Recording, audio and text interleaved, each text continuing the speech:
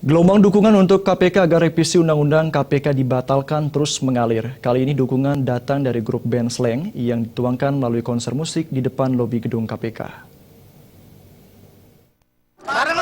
Dukungan untuk KPK agar revisi Undang-Undang KPK yang sudah berada di DPR dibatalkan tidak hanya berasal dari aktivis anti korupsi, namun para musisi juga ikut menyuarakan dukungan kepada lembaga anti rasuah itu, salah satunya Slank.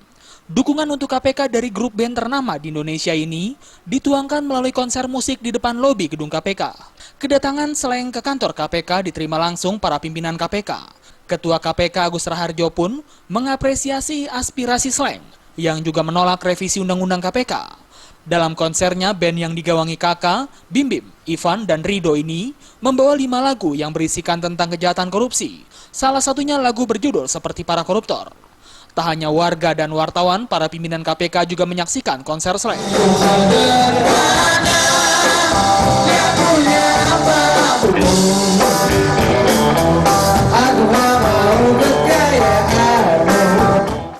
Tak hanya Slank, pegawai KPK juga ikut menyuarakan pernyataan sikap untuk menolak revisi Undang-Undang KPK. Pernyataan sikap ini disampaikan sebelum Slank memulai konser. Salah satu isi dalam pernyataan sikap pegawai KPK, yakni mendesak DPR selaku Wakil Ketua DPR untuk menghentikan pembahasan revisi Undang-Undang KPK. Mendesak Presiden segera menarik draft usulan pemerintah mengenai revisi Undang-Undang KPK.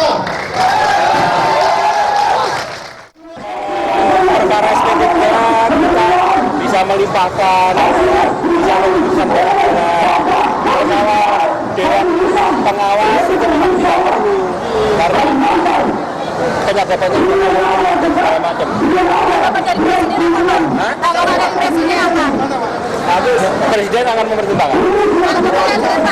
Apakah sudah menginformasikan kepada Presiden kalau katanya sudah ini?